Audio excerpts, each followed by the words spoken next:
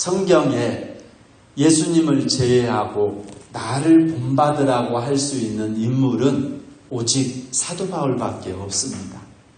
이는 사도 바울이 교만해서 나를 본받으라라고 말한 것이 아니라 사도 바울이 예수님을 닮아서 복음적 능력으로 그렇게 살아온 삶을 본받으라는 것입니다. 사도 바울은 하나님 앞에 온전히 살아야 할 성도들에게 모범이 되는 사람이었습니다. 우리가 예수 그리스도를 믿고 어떻게 신앙생활하고 어떻게 살아가야 할지 예수님은 너무 우리와 거리가 멀다면 우리 사도 바울을 통해서 정말로 본이 되는 믿음의 삶을 살아가시기 바랍니다. 가정 안에서 자녀들은 부모를 보면서 그리고 그들은 세상에서 수많은 사람들과 관계를 하면서 살아갑니다. 그래서 부모가 자녀들에게 올바른 신앙 교육을 시키는 가정은 자녀들이 세상에 나가서도 크게 흔들리지 않고 믿음의 삶을 살아갈 수가 있습니다. 그렇다면 오늘 사도 바울의 어떤 모습을 우리가 본받아야 되느냐? 바로 첫 번째는 사도 바울의 겸손한 모습을 본받아야 되는 것입니다. 바울은 대단한 사람이었습니다.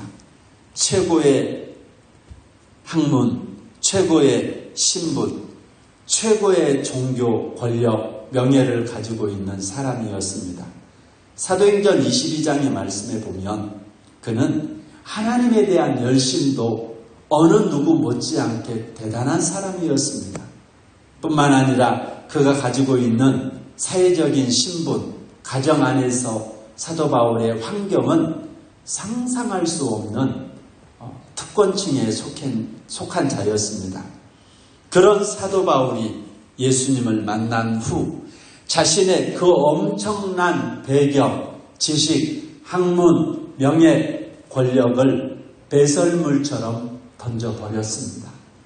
여러분 화장실 갔다 와서 그 배설물 생각하면서 아까워하는 사람 혹시 있습니까?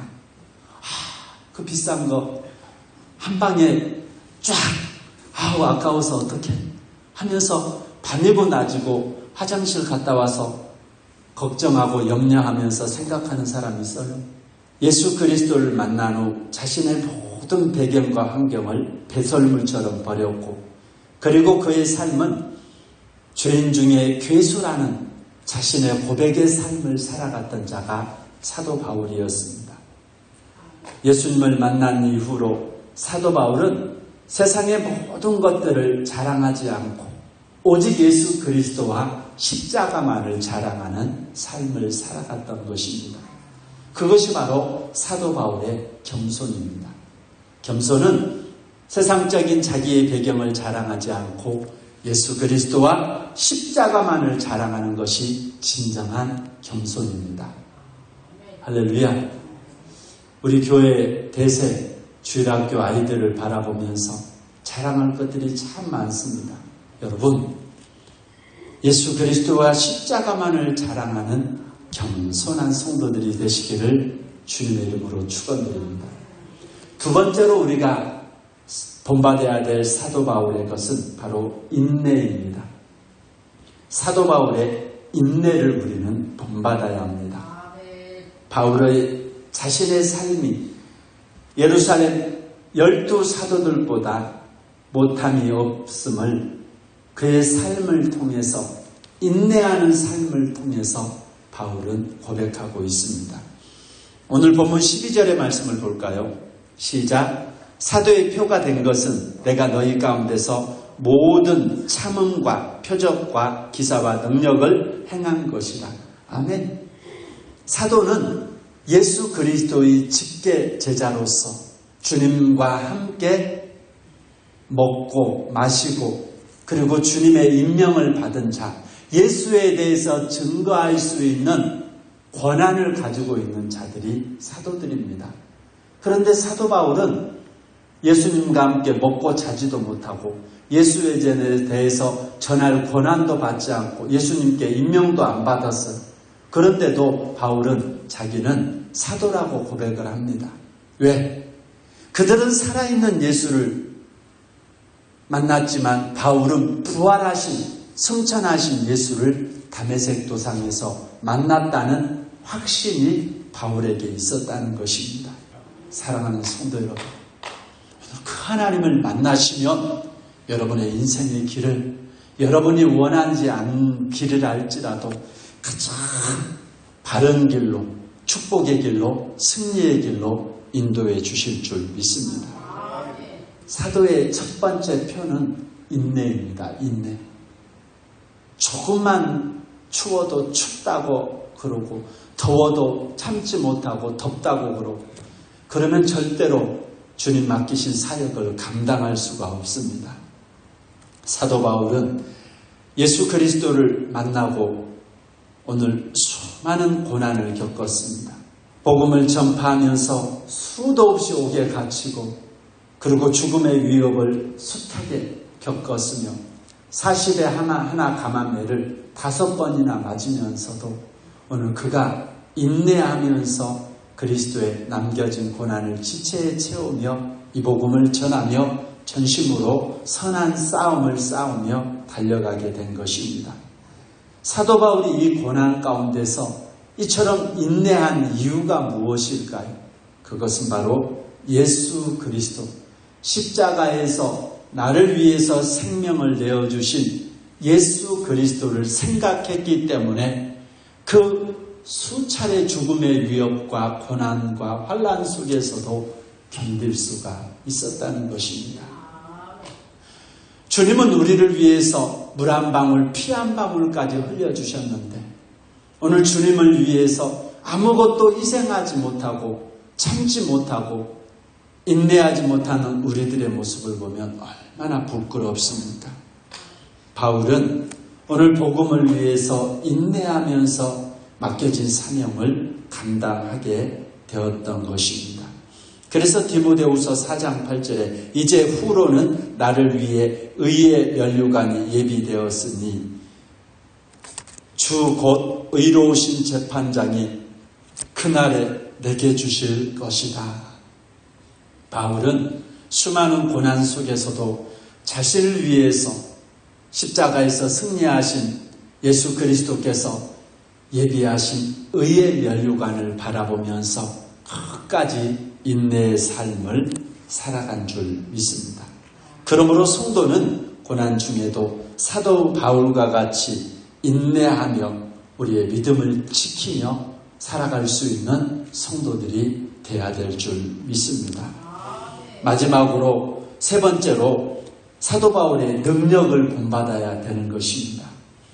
성경에 믿는 자들에게는 이런 표적이 따르리니, 다시 말해서 사도 바울은 예수를 믿음으로 말미암아 하나님께서 공급해 주시는 이적 그리고 능력을 행하며 그의 사역의 대부분을 장식하는 자리에 들어갔습니다.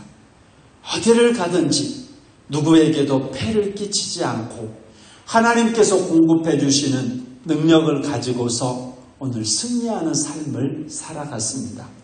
우리 13절의 말씀을 볼까요? 본문 13절 시작. 내 자신이 너희에게 폐를 끼치지 아니한 일밖에 다른 교회보다 부족하게 한 것이 무엇이 있느냐? 너희는 나의 이 공평하지 못한 것을 용서하라. 아멘. 처음 개척교회 할 때에는 장막 만드는 일을 하면서 바울은 복음을 전했습니다.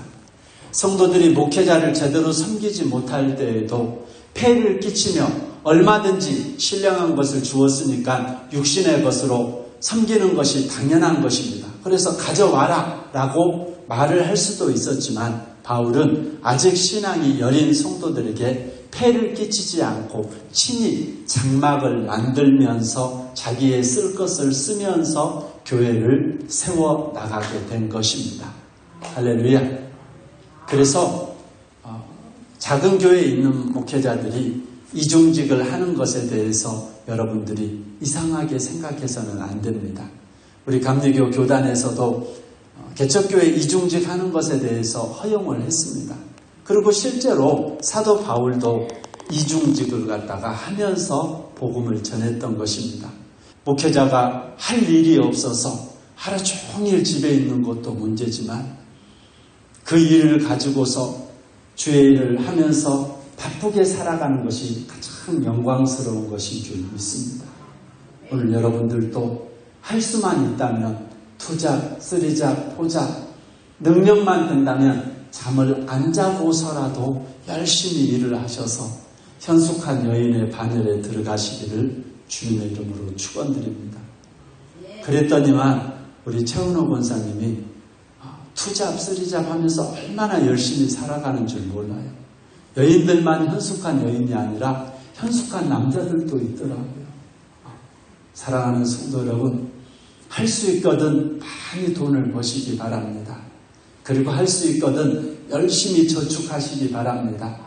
그리고 그 돈 가지고 죄 짓는 자리에 쓰지 마시고 복음을 위해서 하나님 나라 확장을 위해서 전심으로 그 물질을 사용할 수 있는 우리 성도들이 되시기 바랍니다. 한 가지 일만 하면서 겨우 자기만 먹고 살고 끝나지 마시고 여러분들이 검은 머리 팥불이 될 때까지 가정을 지키라고 많은 사람들 앞에서 약속을 했기 때문에 오늘 가정만 지키는 것이 아니라 이 나라, 이 지역, 전 세계는 예수 그리스도 안에서 한 지부, 한 가족들인 줄 믿습니다.